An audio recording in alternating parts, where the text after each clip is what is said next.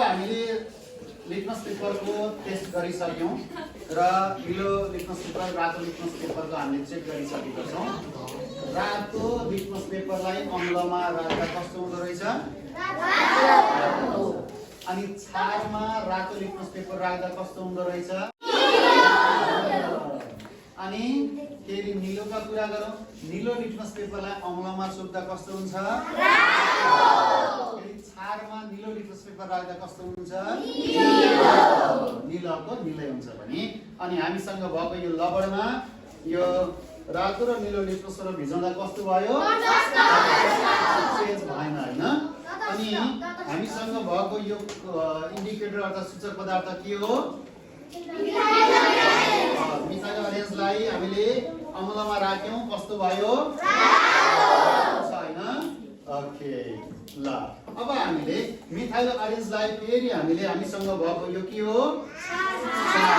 छारमा राख्दा कस्तो हुन्छ होला? ल हेरौँ है। कस्तो भयो? पहेँलो भयो हैन। अघि यहाँ फेरि अम्लमा राख्दा कस्तो भएको थियो त्यही इन्डिकेटर? रातो। अहिले फेरि हाम्रो छारमा सोध्दा कस्तो भयो त? बुझ्यो हैन? ल लवरमा राख्दा के होला त भन त?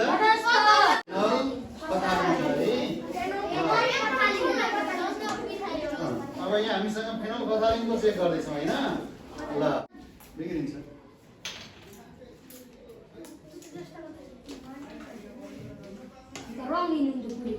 ल अब यसको मलाई भन्नु पर्यो कलर कस्तो अम्लमा मिथाइल अरेन्ज राख्दा कस्तो भयो हैन।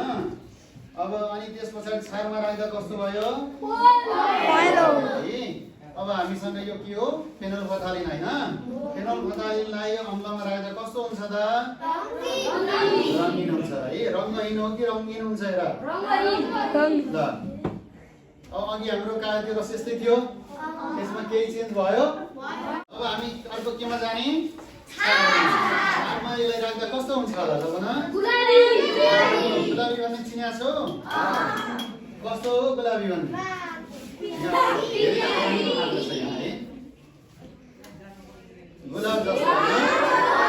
कस्तो भयो त?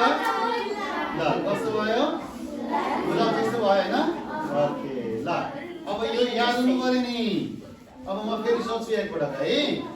ल हामीले अब यहाँ 4वटा सूचक पदार्थहरू थियो। त्यो सूचक पदार्थलाई अम्ल, क्षार र लवणमा हामीले टेस्ट गर्यौं। टेस्ट गर्दा तिनीहरूको कलर केहीमा बदलियो भने केही तटस्थ पनि रहे। अब हामी सुरुमा जे गर्यौं त्यो एकपटक फेरि रिपिट गर्छौं है। हामीसँग अम्ल थियो, क्षार थियो अनि लवण थियो। हाम्रो सूचक पदार्थहरू के थिए ल भन त? सूचक पदार्थहरू के थिए?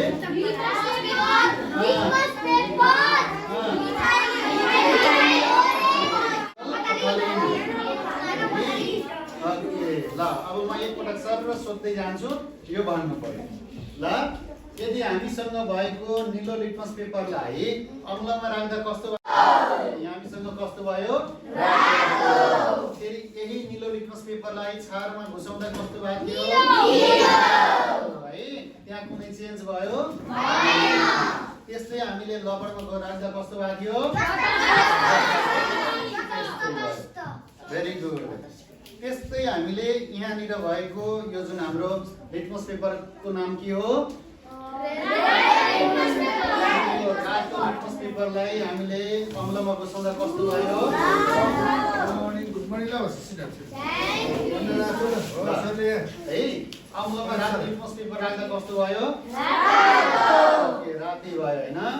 अनि यो रातो लिटमस पेपरलाई हामीले जब यो छारमा राख्यौं त्यति बेला कस्तो भयो? अनि यही रातो लिटमस पेपरलाई हामीले यो लवणमा घुसाउँदा कस्तो छ?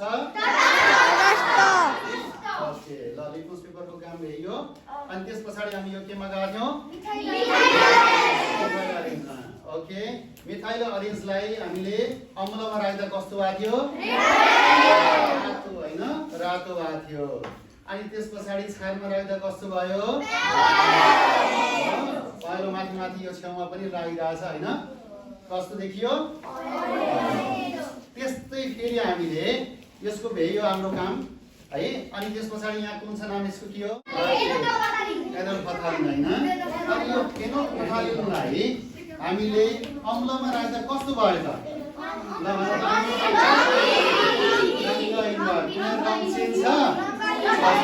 तटस्थ भयो हैन। ओके अनि त्यस पछाडि हामीले क्षारमा राख्दा कस्तो भयो